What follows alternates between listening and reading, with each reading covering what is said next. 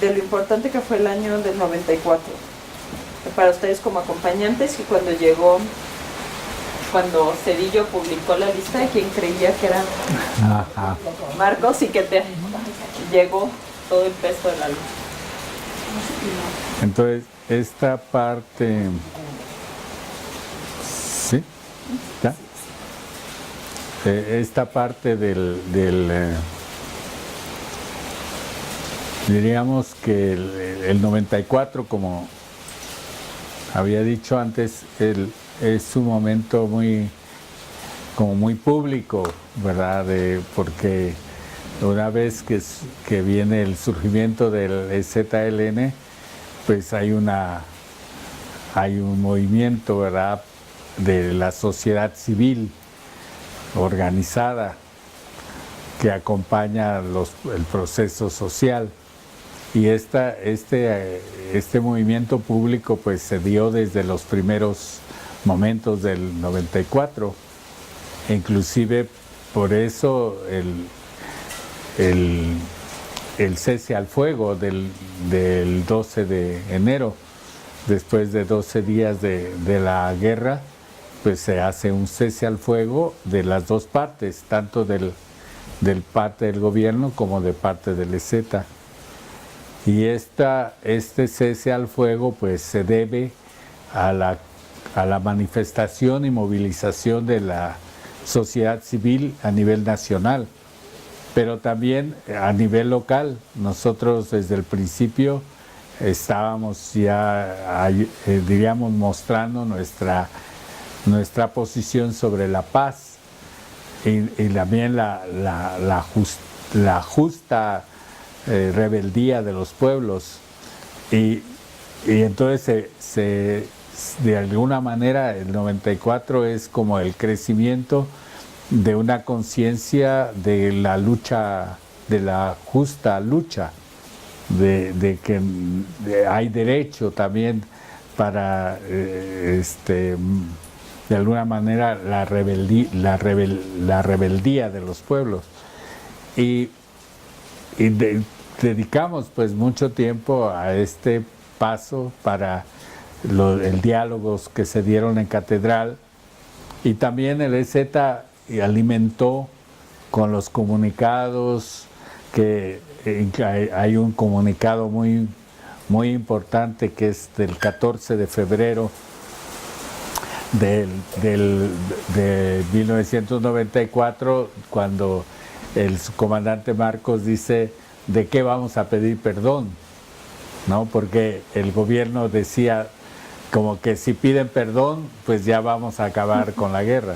Y el comandante Marcos respondió diciendo: ¿de qué vamos a pedir perdón? Vamos a pedir perdón de los 500 años de explotación, vamos a pedir perdón de habernos despojado del territorio, vamos a pedir perdón del desprecio, del olvido, ¿verdad? Y entonces hace todo un discurso el 14 de febrero, y eso también enciende de alguna manera la conciencia de la sociedad civil. Y también diríamos que en este contexto es cuando se realiza la Convención Nacional Democrática en la realidad, y es cuando se muestran los Aguascalientes, que dice Convención Nacional Democrática, los Aguascalientes, que son los primeros espacios de relación entre la sociedad civil y el EZLN.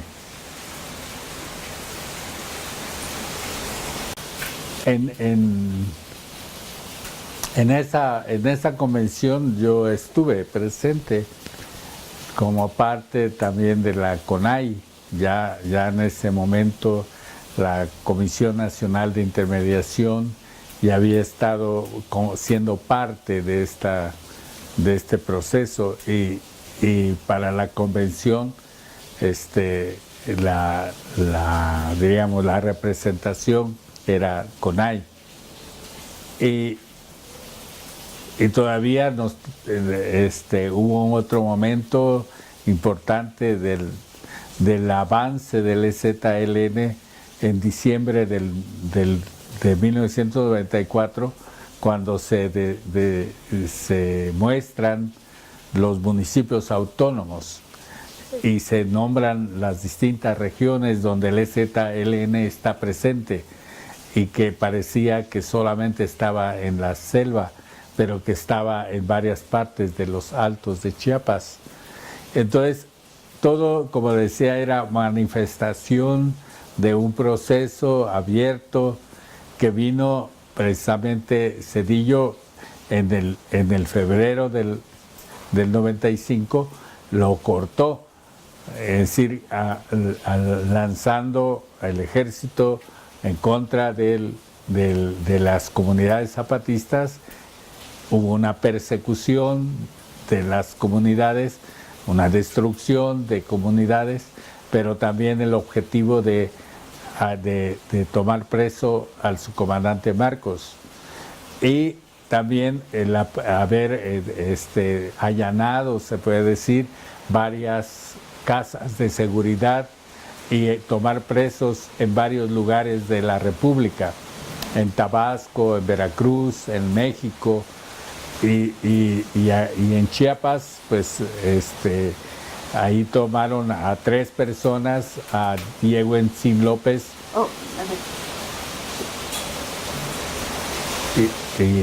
Diego Encín López. Sí, a Javier Elorriaga y a Jorge Santiago. Entonces, de alguna manera vinculados como dirigentes del ZLN.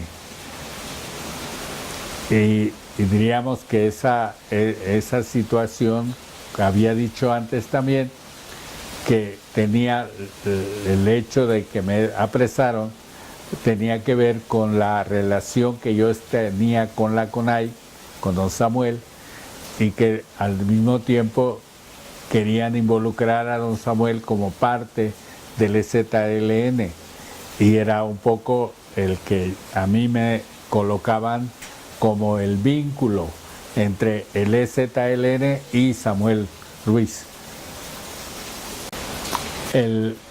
Ese momento para mí es, diríamos, muy claro y muy importante, porque después de haber hecho todo el discurso de explicar, interpretar la lucha zapatista y tener una posición pública de dar razón al surgimiento del EZ, entonces cuando me toman mi declaración, yo afirmo que estoy de acuerdo con las causas del levantamiento zapatista.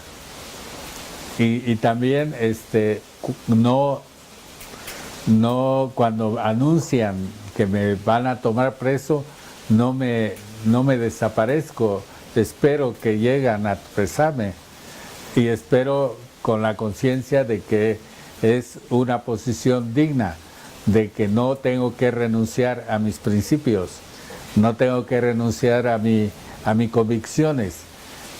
Y esto hace muy fuerte mi posición y también hace muy fuerte la posición de otras personas, porque consideran que sí es posible mantener la posición de la justicia frente a la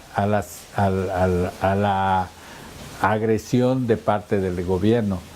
Y yo pienso, en un momento pienso que me van a dejar libre, porque digo, yo no tengo nada, solamente estoy convencido de la lucha zapatista, pero yo no tengo armas, yo no tengo no estoy haciendo ninguna acción en contra de que puede ser justamente, que puede ser penada o que puede ser en contra de la autoridad. Lo que tengo es una posición firme de que la lucha zapatista es justa por sus causas.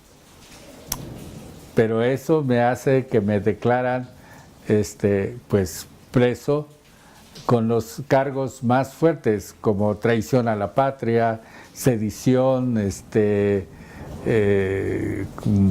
ya no recuerdo ahorita, 5 cargos que me daban más o menos más de 50 años de prisión.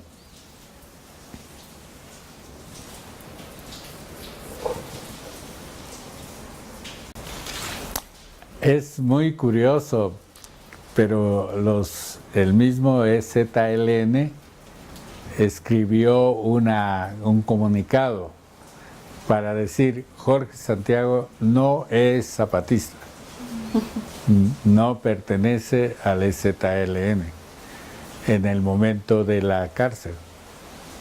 Entonces también eso para mí era muy importante, porque era cierto, yo no pertenecía o no he pertenecido al EZLN, pero el hecho era que yo quedaba solo, otra vez, solo con mis convicciones. Es decir, nadie, ni el EZLN podía decir es uno de nosotros, sino que yo soy porque yo quiero estar en esa posición. Y la misma cárcel fue un espacio muy de crecimiento, de convicción política, porque desde la cárcel yo estuve dando entrevistas, también visitaban estudiantes, venía gente de las comunidades y también escribía muchas cartas y contestaba y mostraba mis posiciones. Entonces estaba como en un ejercicio de relación con la gente, no estaba solo en el sentido real, pues estaba en una posición de comunicación y estaba siguiendo el proceso, de tal manera que desde la cárcel me enteré, por ejemplo, que ya había iniciado de parte del gobierno de una Comisión de Concordia y Pacificación, la COCOPA, y que habían establecido una fecha para un diálogo entre el EZLN y la COCOPA para ver si podía hacerse el diálogo entre el gobierno y fue cuando empezaron a hablar de los 5 puntos que iban a hablar de los derechos de los pueblos indígenas, que iban a hablar de la justicia, que iban a hablar de la cuestión política, que iban a hablar de cuestiones de desarrollo local y nacional, y que habían establecido los temas y el encuentro de San Miguel. Y yo todo eso lo sabía desde la cárcel, no estaba pues ahí presente. Y el otro elemento fue que fuera de la cárcel se creó un movimiento, se llamó Comité Pro Liberación de Jorge Santiago. Y esto fue creado en la Ciudad de México, entre ellos Luis López Llera.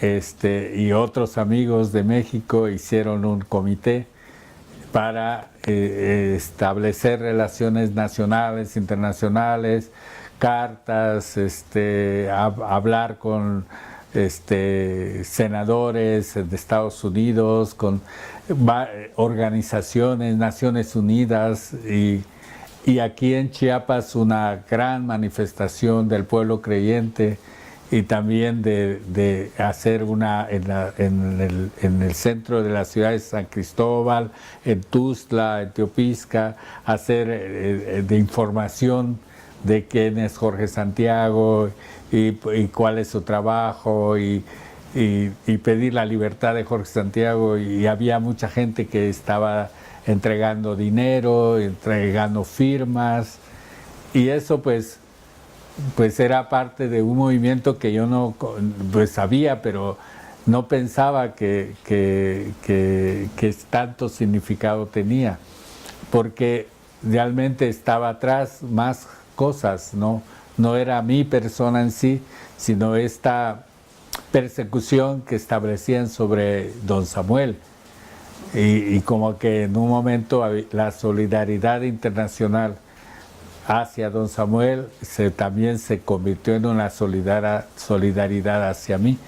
Y entonces me tuvieron que soltar, me sacaron el 14 de abril, me dieron la libertad de la cárcel, me sacaron, ya vete, sin haber establecido ningún juicio, solamente pues ya, ¿no?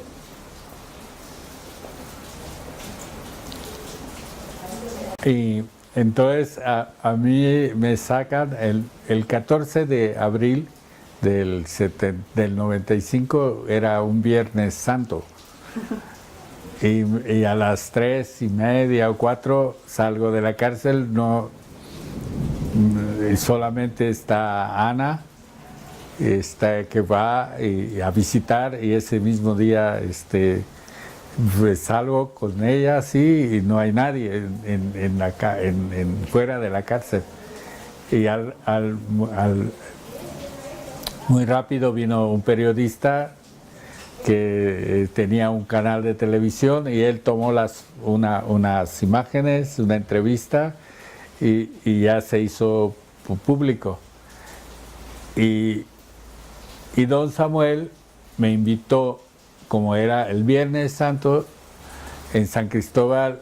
Cuando llegué a San Cristóbal había mucha gente también esperando, y yo estaba así como espantado, tanta gente que espera, que estaba libre. Y don Samuel me invita el sábado santo a la misa, y él en el momento que él dice, tú has sido mi representante en la cárcel, porque dice, hicieron lo que querían hacer conmigo. Entonces como que don Samuel pues reconoce pues que el ataque era hacia don Samuel, pero el más cercano hacia don Samuel era yo. Entonces por eso también me toca, ¿no? Y ese es un punto importante. Y también el punto importante es que yo en ese momento tengo la fuerza de decir que a pesar de la cárcel yo voy a continuar. Y hago una conferencia de prensa donde digo, mi trabajo con las comunidades, el proceso de construcción de la justicia con las comunidades, yo voy a seguir. Y aquí estoy y voy a seguir mi trabajo. Pero también con la idea de que tengo que cuidarme. Entonces me doy cuenta que tengo que ser menos público, es decir, porque todo lo que había hecho en 94, pues tenía que hacerlo menos público, y que tenía que cuidar mucho dónde iba a estar. Y a pesar de que estaban los diálogos de San Andrés, yo no iba a los diálogos de San Andrés, porque yo tenía esta cuestión de que no quería mostrarme públicamente. Y diríamos que eso condicionó ya mucho de mi trabajo después. ¿Qué voy a hacer? ¿Dónde voy a estar? Que no tenga problemas y que no tenga razones de darle al Estado para que me persiga. Y aprendí pues aprendí a sobrevivir pues 10 años, 15 años más o menos.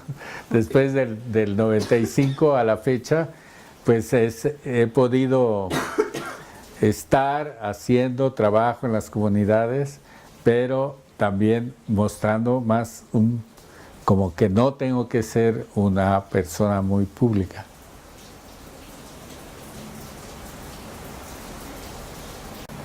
Es un aprendizaje, ¿verdad?, de cómo actuar protegido con el proceso del pueblo. Entonces,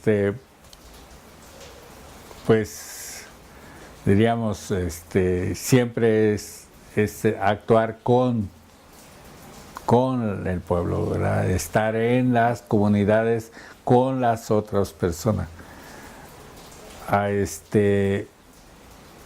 Y ya fue también un tiempo de construcción muy directa con la cuestión económica, porque empezamos a hacer todo este ejercicio de la economía solidaria, el ejercicio de la agroecología, el trabajar en la educación, y otra vez con los pueblos, con el EZ, que dijo que yo no soy EZ, pero otra vez trabajando en la comunidad, en lo que platicaba ayer, ir poco a poco construyendo una base económica, con la confianza y la relación con los pueblos. Y también de alguna manera sí fue el momento también de que estuve presente mucho en algunos espacios internacionales. Entonces fue cuando fui a Finlandia, por ejemplo, fui a Francia, fui a Italia, y también diríamos, al Foro Social Mundial y cosas, pero de alguna manera así como tratando de no ser una posición muy pública.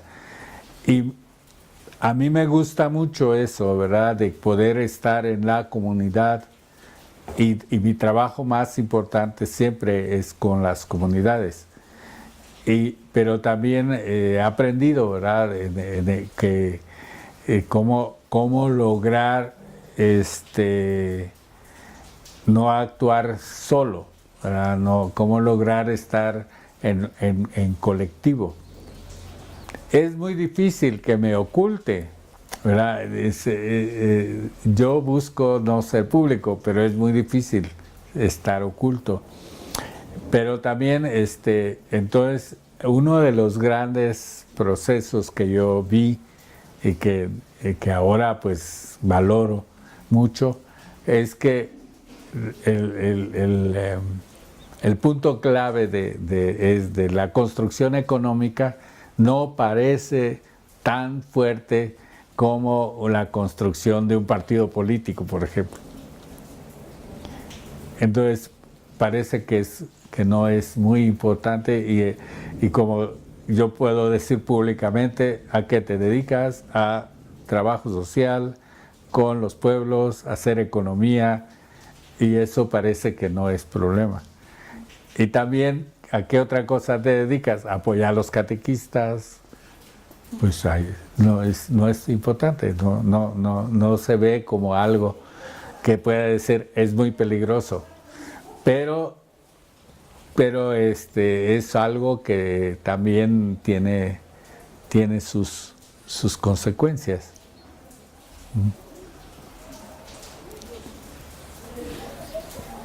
Ahora,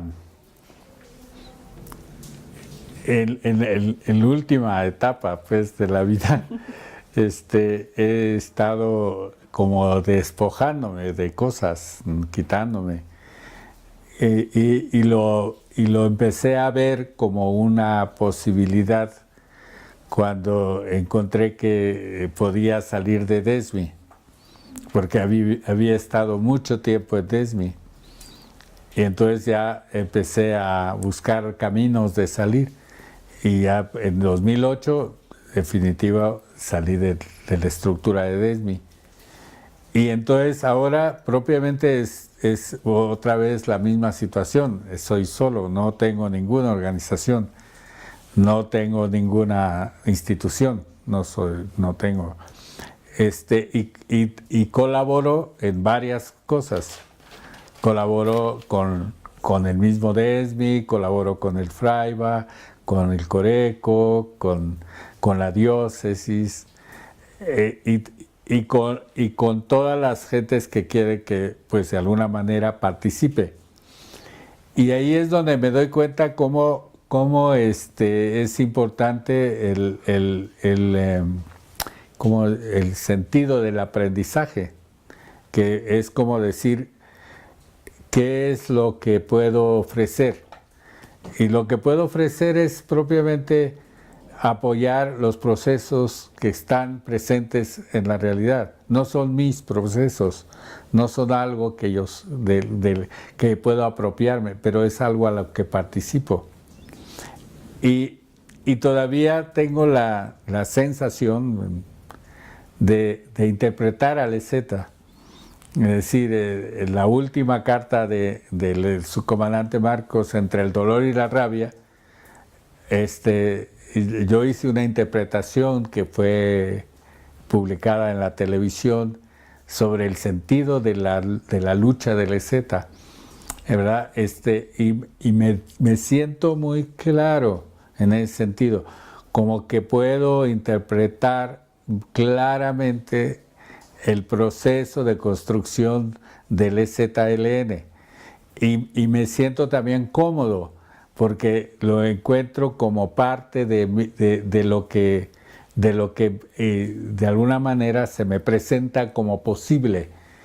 Y cuando se habla de la autonomía, yo digo, eso es, el camino es ese, el camino es la autonomía.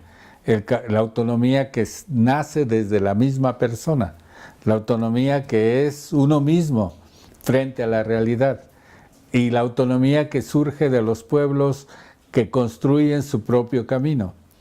Y entonces digo, esto yo lo puedo decir, lo puedo pronunciar, diríamos, y a veces lo puedo decir que lo he leído o no lo he leído del EZLN. Es como algo así como que yo puedo decir de alguna manera, como dicen los zapatistas, aunque no sé si lo dicen.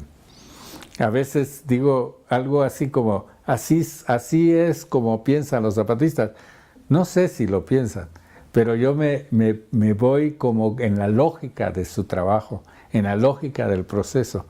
Y mucho de lo que a veces estoy buscando, estoy haciendo, es como en la lógica del proceso. No tanto como que yo lo sé, sino como que lo veo en esa lógica. Y esto es lo que yo creo que he aprendido. Y por eso al ir a China, pues eso también hice, ¿no? Decir, esta es la forma como los zapatistas piensan la autonomía. Yo no sé si lo piensan así, tan así como lo digo, pero sí considero que es parte de su lógica de construcción. Y diríamos que en estos últimos 20 años, del 94 al 2014, también queda más claro esta defensa del territorio, la idea del territorio. Y también la idea de una relación, se puede decir, muy clara para mí, es que hay la cuestión de lo colectivo. Y la cuestión de lo colectivo quiere decir que el actor es un sujeto colectivo y que el sujeto colectivo en una relación permanente con la naturaleza, con el territorio, con los recursos y en una búsqueda permanente del qué hacer, produce conocimientos, produce palabra colectiva, produce interpretación de la realidad colectiva. Y esa interpretación le lleva a una acción que es necesariamente colectiva. Y que esos 4 elementos, las personas, los pueblos, en su relación con la naturaleza, con una construcción de conocimientos y en una acción colectiva pueden transformar. Y entonces en un momento dado estoy como recogiendo, ese es mi tiempo, diríamos, recogiendo la palabra de muchos pueblos, de jóvenes, de catequistas, de mucha gente que está en esa búsqueda y decir, ahí está claro, ahí está clara la necesidad de una alternativa y estamos en la posibilidad real de construir alternativas. Y como que me he estado como atreviendo, diríamos, a mostrar que por ahí va un camino. Y me gusta también hacerlo desde la economía. Yo no sé por qué, como decía, desde interpretando mis primeros años, que lo teológico lo convertí en social y político. Y también lo teológico lo convierto en economía. Y digo, bueno, estas raíces anteriores de búsqueda de una fe y de una misión y todo, pues se me ve claro en eso de que es compartiendo con los demás y haciendo realidad los sueños y los pensamientos que podemos construir juntos alternativas a la sociedad. Pues es acompañado, no quiere decir que es mi único, de fuente mía, sino que es acompañado con todos, ¿no? Y diríamos que pues ahora me siento como con esta, diríamos, esta posibilidad. Y de alguna manera esto es un espíritu también, ¿no? Algo espiritual, no es algo puramente lógico, es algo espiritual y por eso decía antes que esta idea de la meditación de alguna manera sigue, porque lo puedo convertir en una posición espiritual ante la vida. Y en este sentido no siento que ha pasado el tiempo tampoco. Es decir, como que puedo resumirlo el tiempo como ahorita, hacer un ejercicio de pensar niñez y todo, y resumirlo, y no ha pasado. El tiempo es presente, el tiempo está aquí. Y yo me siento así como en un tiempo presente. Y como que en un tiempo presente está todo. Y cada vez pienso eso, cada vez siento eso. El día de hoy, el día de mañana estoy en el presente. Con todo. Con la historia, con los acontecimientos, con ¿cómo sería? El sentimiento de lo que ha sucedido, pero también con la mirada de que vamos a seguir y que va a haber posibilidades de construir juntos lo que buscamos. Y me siento también como en compañía y relación con todas las personas.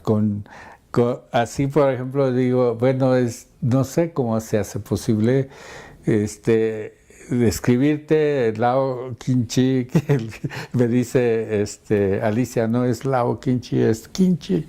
Bueno, Kinchi, escribirte y sentir que estás aquí. No sentir que estás lejos. Y entonces digo, así hago, ¿no? Sentir la presencia de los acontecimientos en un solo momento. Y cuando yo les voy a la comunidad con catequistas, por ejemplo, yo les digo, tenemos que ser conscientes de nuestra historia, nuestra memoria, porque eso nos fortalece, nos da energía y nos hacemos poderosos como pueblos, como personas. Y si conjuntamos nuestra historia y nuestra experiencia, podemos construir, porque tenemos fortaleza, porque tenemos la energía. Y es el momento de juntar y el momento de entregar. Y así como ahorita, ¿no? Les digo, juntamos la energía y lo hacemos presente. Y en eso ya está nuestra fortaleza. En eso es mi trabajo de ahora, ¿no?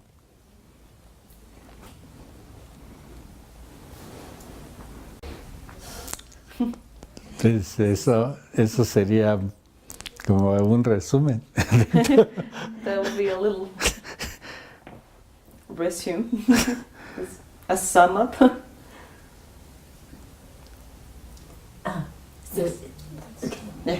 This is beautiful.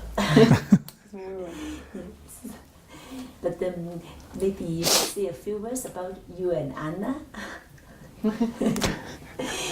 Did she give up being a nun because she met you or before she met you? ¿Qué dice? Pero creo que no sabe. Que Si quieres decir algo sobre tú y Ana, o sea, pero Ana no fue la monja con la que te casaste primero. No. Anna is not the nun. Okay. Because Anna is French. She's not Mexican. Okay. Es en mi, ¿cómo se llama? En un momento de hacer así como una visión de lo que estoy viviendo, del todo el proceso, como que puse un lado todo lo familiar y todo, ¿no?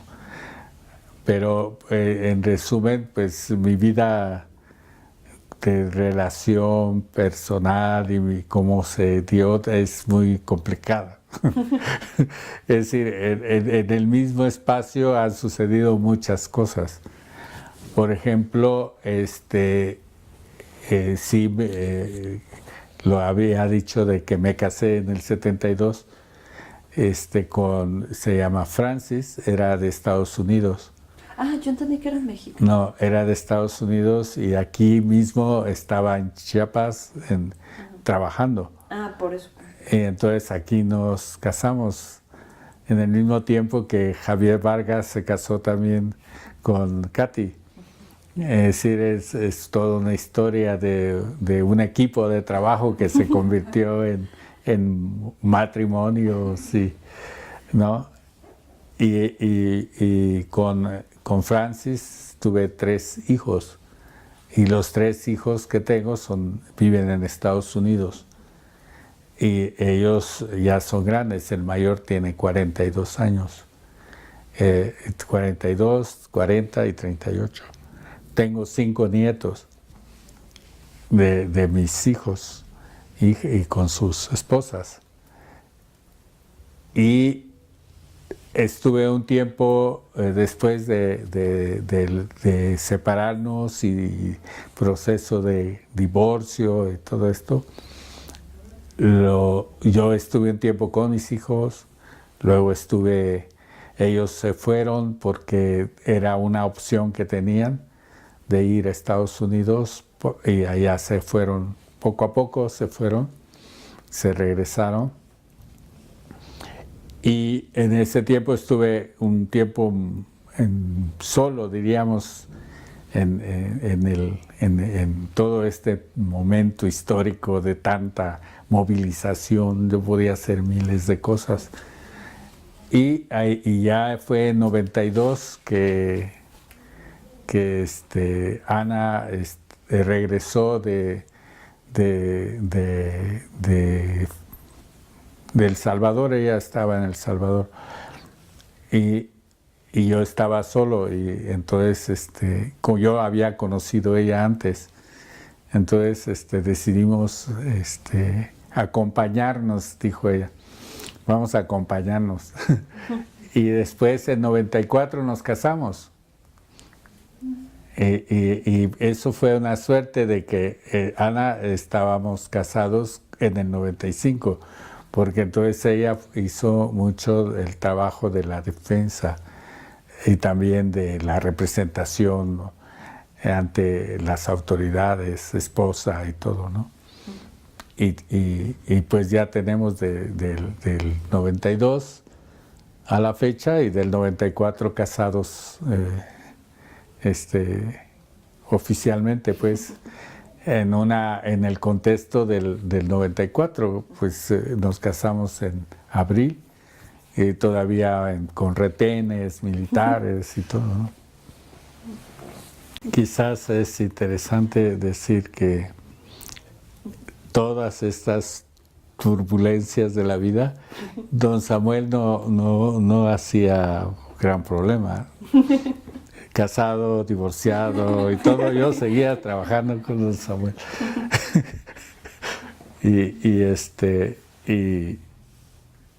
Y cuando vino el nuevo obispo de Chiapas, el nuevo obispo me dice, primero está muy contento que yo estoy colaborando. ¿Quién era el nuevo? El Felipe Arismendi.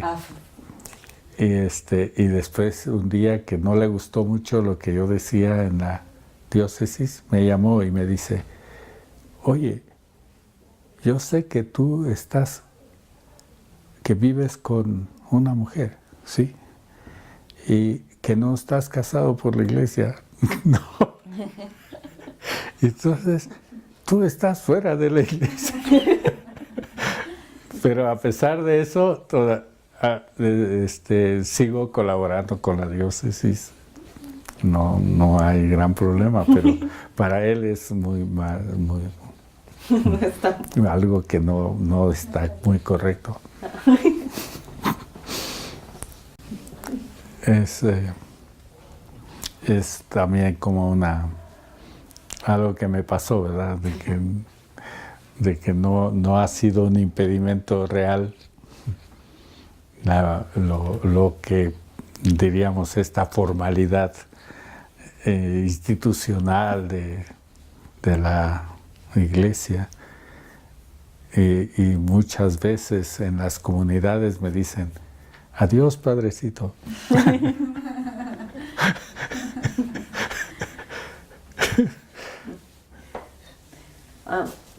This hasn't really been an impediment to work. It's just more like an institutional requirement to be heard by the church. And sometimes when he's working in the communities, the people in the community say, "Goodbye, little priest." I think he's a priest. Bueno, entonces no sé si podemos cerrarlo así. A ver, si traduce. ¿Quiere saber más sobre tu participación en el Congreso Nacional Indígena, el 74? Porque considera que todo ese congreso y todo lo que se hizo allí fue como los fundamentos de muchas de las cuestiones del zapatismo.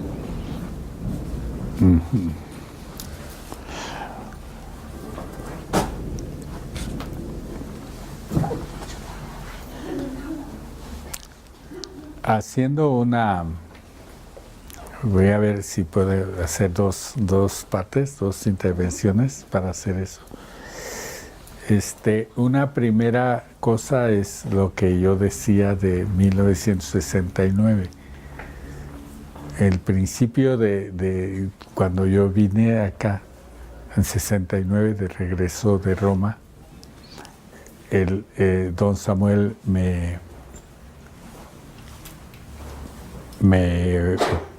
¿cómo se llama? Me ofreció de alguna manera trabajar con los hermanos maristas que tenían la escuela de formación de catequistas, donde había dicho ayer estaba Javier Vargas como director de esa escuela. Y nosotros en ese espacio creamos un modelo de trabajo en la comunidad que se llamaba Acción Paraje. Acción Paraje. Paraje es como comunidad. Y esa Acción Paraje implicaba ir a la comunidad a ofrecer como servicios, pero también para impulsar la organización de la comunidad. Y esto era como una respuesta a la cuestión de la catequesis, para que la catequesis no se quedara como una cuestión ideológica, sino que fuera una acción social. Y creamos un movimiento muy grande, mucha gente. Y ese movimiento se llamó Ach Lekuptesel, que quiere decir nuevo vivir mejor. El Ach Lekuptesel. Ach Lekuptesel. Sí, en celtal quiere decir nuevo vivir mejor. Y nos involucramos todos los que estábamos en ese tiempo fuertemente. fue el tiempo también que estudiamos antropología. Y también fue el tiempo que todo el mundo se salió de las cuestiones religiosas y se hicimos más bien como una vida más de laicos. Pero también don Samuel estaba de acuerdo con este tipo de laicos comprometidos. Y es a ese grupo que don Samuel le pide organizar el Congreso Indígena. ¿Le piden a don Samuel? No, don Samuel le pide al gobierno organizar el Congreso y don Samuel le pide a ese grupo nuevo ¿Nuevo Vivir Mejor? del Nuevo Vivir Mejor, con algunos sacerdotes y los maristas también, a preparar el Congreso, que fue todo un año de preparación en 1973. A ver. Was it initiated by the government or by the church? ¿Quién tuvo la primera? La iniciativa es del gobierno. Oh, the initiative was the government. Era para celebrar los 400 años del nacimiento de Fray Bartolomé de las Casas. Oh, okay. It was to celebrate the 400 years of the birth of Fray Bartolomé de las Casas. Y era el gobernador, se llamaba Manuel Velasco Suárez, que es el tío del actual. And the governor's name was Manuel Velasco Suárez. He was the uncle of the current governor. Abuelo. No, the grandfather. Pero la petición fue del gobierno federal o del gobierno estatal. Del gobierno estatal. Del gobierno estatal. Sí. Oh, and El hecho de que le invitaron a Samuel es porque el gobierno siente que no tiene una relación con los pueblos indígenas y que la iglesia sí la tiene.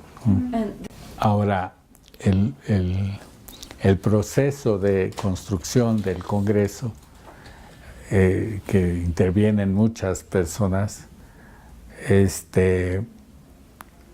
logran la movilización de 4 regiones, de la región Tzeltal, la Tzotzil, la Chol y la Tojolabal. Tzeltal.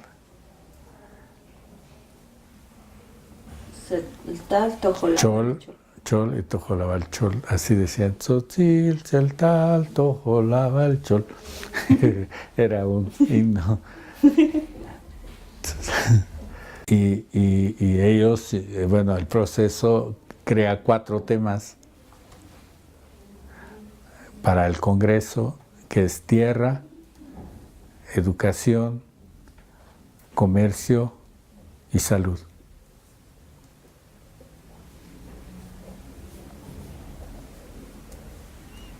there were 4 main subjects for the Congress: land, education, commerce, and health.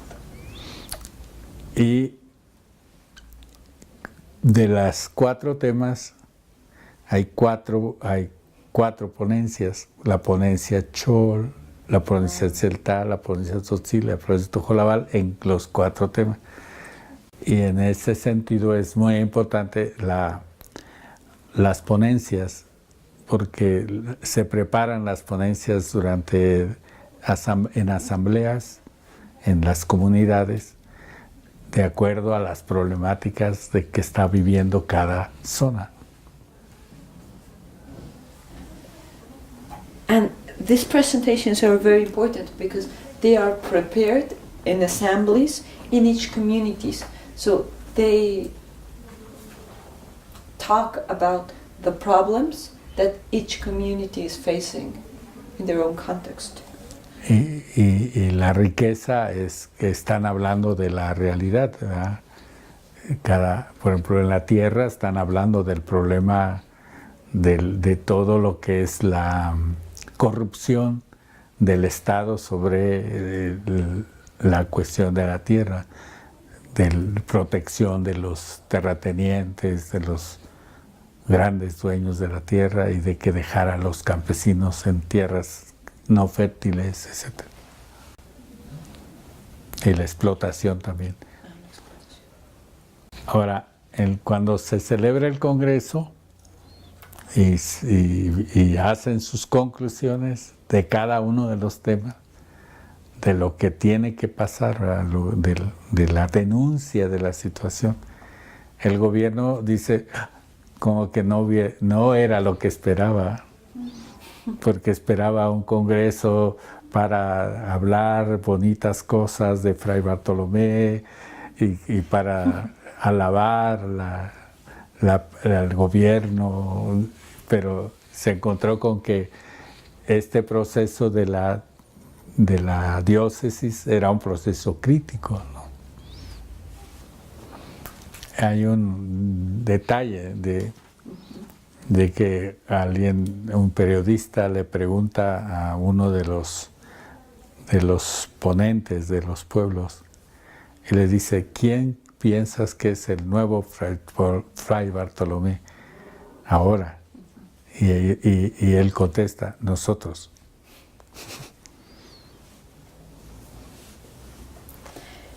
There's a small, like, a detail that is very important.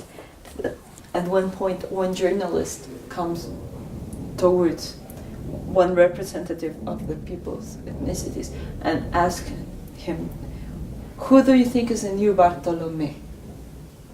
And he says, "We are." Ahora, en breve, yo no estaba en el proceso. Yo no estaba, porque es el tiempo que yo estaba en México, que me habían salido porque don Samuel me dijo y me tuve que ir. Y regresé en la celebración del Congreso. Es decir, en la preparación yo no estuve. Pero yo pertenecía a ese equipo. But he was part of that group, the one that was in charge of the organization. Ahora, a partir del 74, tomando las conclusiones, o terminando, el punto clave para mí es que como que fuimos a construir el Congreso, ¿no? a hacerlo real. Diríamos, nuestro trabajo fue, a partir del Congreso, tomarlo como una base para la construcción, ¿no? Y esta continuidad sí me tocó hacerlo durante 20 años. Es decir, y ahí ya después se fue Javier, ya muchos de los que estaban ahí ya no están y se fueron y todo. Y a mí me tocó como hacer ese trabajo y claro que lo entendía bien y ha sido pues parte de de la historia de Chiapas y parece, yo lo conozco como que hubiera estado ahí, pero no estaba.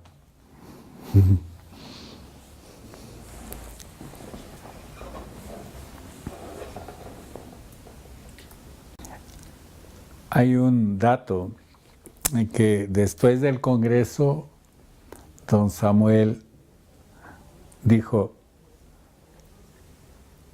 el Congreso también nos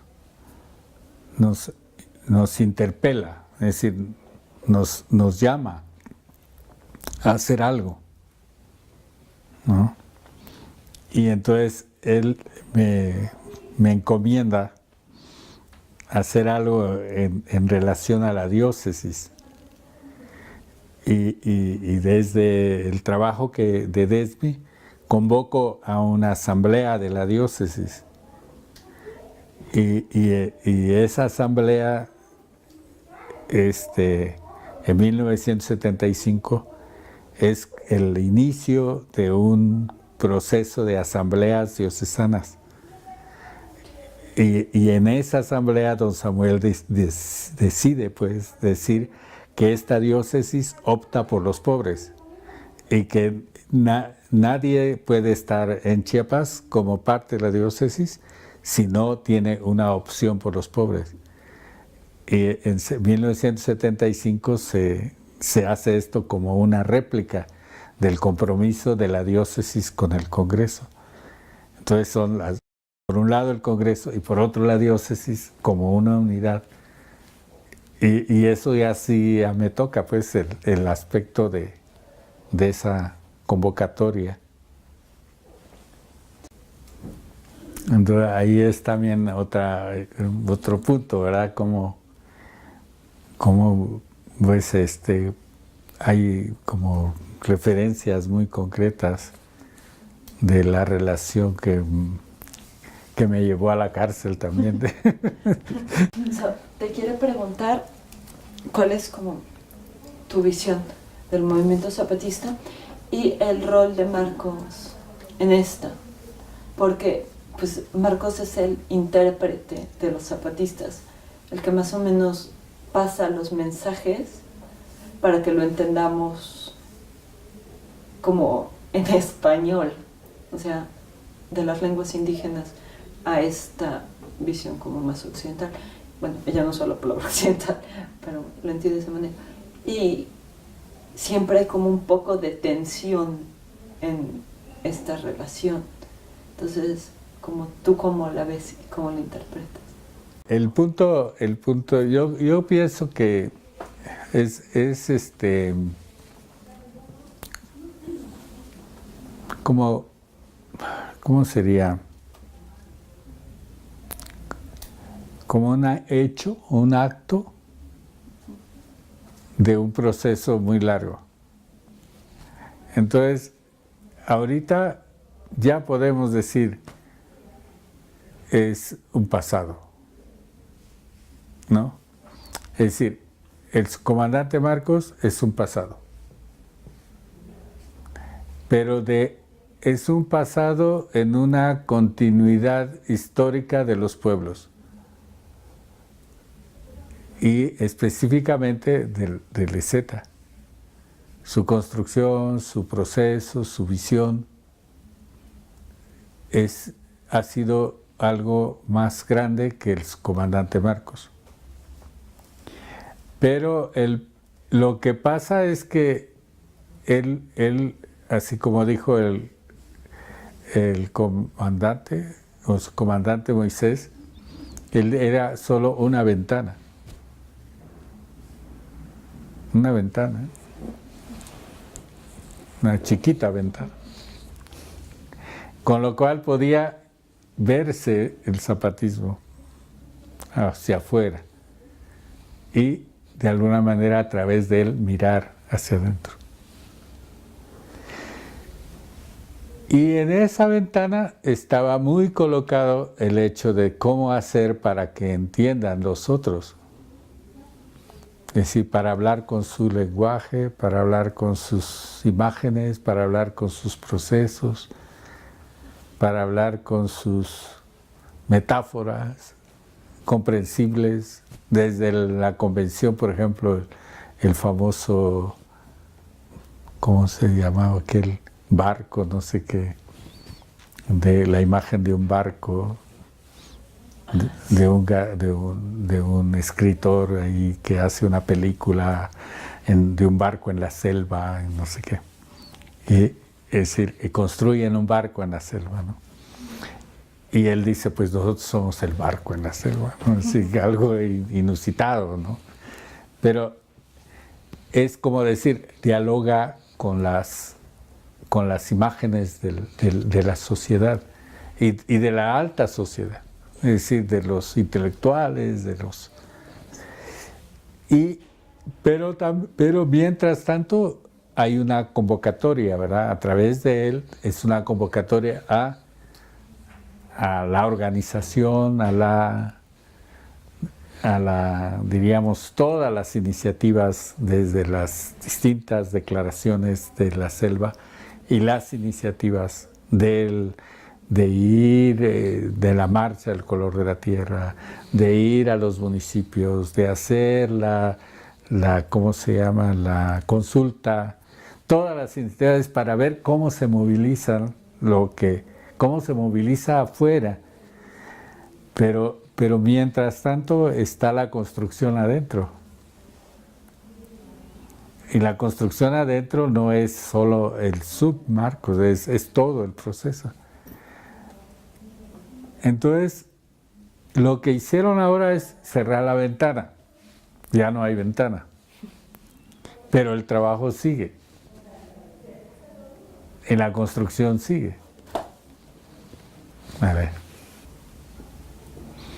Y en los pasos siguientes, bueno, el punto clave de esta cerrar la puerta es haber también dicho que esta puerta la habían cerrado también hace muchos años, habían cerrado la lucha armada.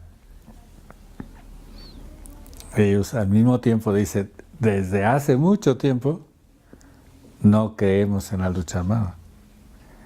Porque si hubiéramos creído en la lucha armada, nos hubiéramos dedicado a crear soldados, a tener pertrechos, a tener armas, pero no lo hicimos. Lo que hicimos fue hacer educación, hacer salud, hacer gobierno. Y este es algo que dice, esto está cerrado desde hace tiempo, desde hace tiempo está cerrada la puerta armada. Y entonces, como que dice, cerramos la ventana, entiendan que está cerrada la puerta armada y que lo que está vivo es el proceso de construcción de un gobierno y también de que nuestros compañeros de lucha son los pueblos indígenas, son nuestros maestros, dicen. Ellos son nuestros maestros. Entonces, la convocatoria de agosto del Congreso Nacional Indígena es para seguir construyendo lo que han estado buscando siempre, que sea una construcción colectiva de los pueblos, como reconociendo que esta es la alternativa que está en sus manos. Y no creen, así totalmente, dice, no creemos en el gobierno. No les creemos, no estamos. Entonces, como que también cerraron simbólicamente la idea del diálogo con el gobierno.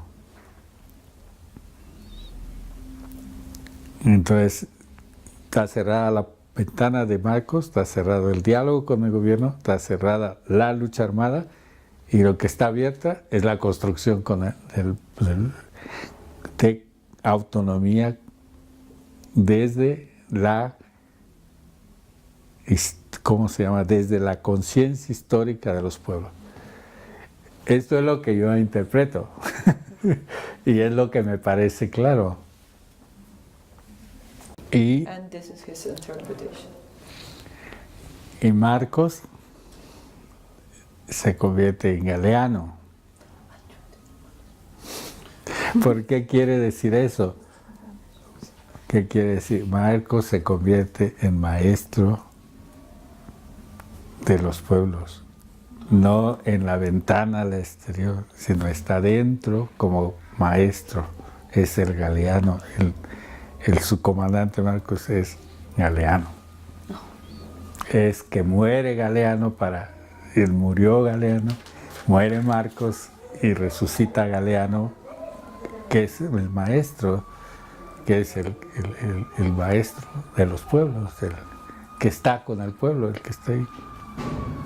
Y en el contexto de la escuelita. En el contexto de la escuelita. Y que sigue la escuelita. No entendí nada. Y queda claro que lo que pasa, que la dirección, diríamos, el que tiene la dirección de LZ es Moisés. Y Moisés es otro indígena, ¿no? Pero hace simbólico también de decir, yo he pedido permiso al todo lo que estoy haciendo ahorita, le he pedido permiso al subcomandante Moisés. Le he pedido permiso de hablar y le he pedido permiso de morir. Ya morimos, muere, ¿no? Y es muy interesante porque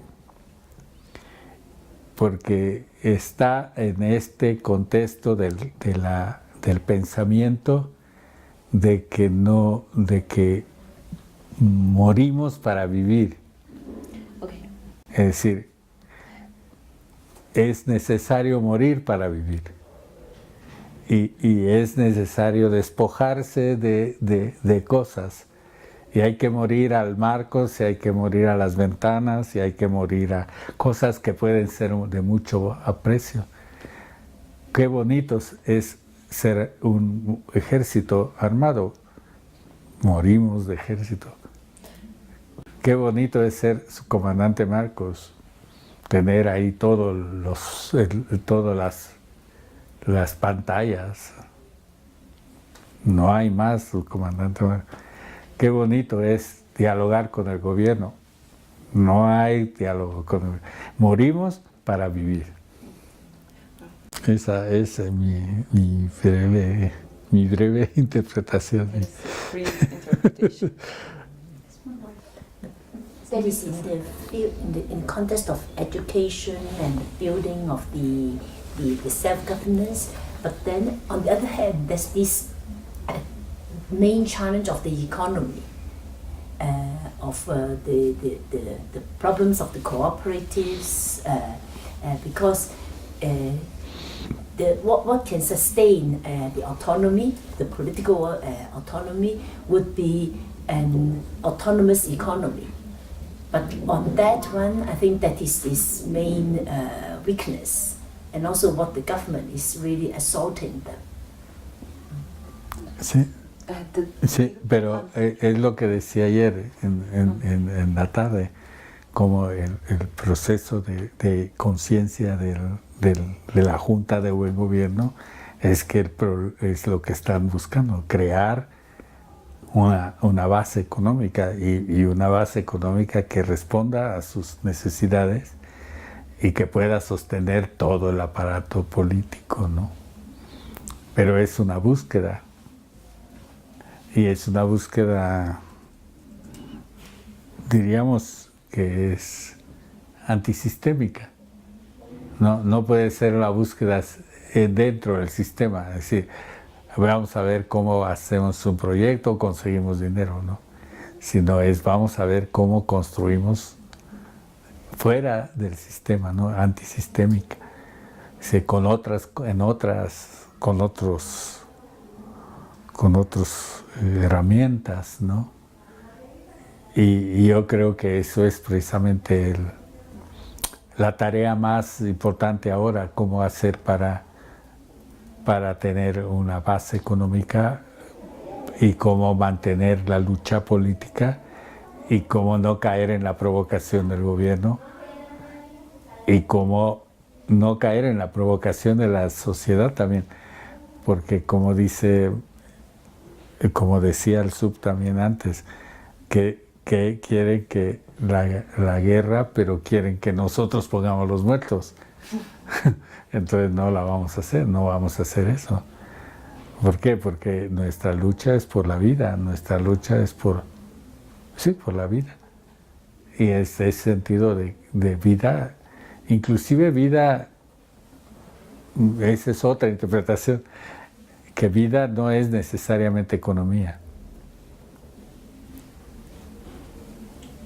Es decir, que vives si tienes alimentos, vives si tienes sociedad, si tienes relaciones, si tienes solidaridad, si tienes espiritualidad, si tienes compañerismo, autonomía, confianza, seguridad.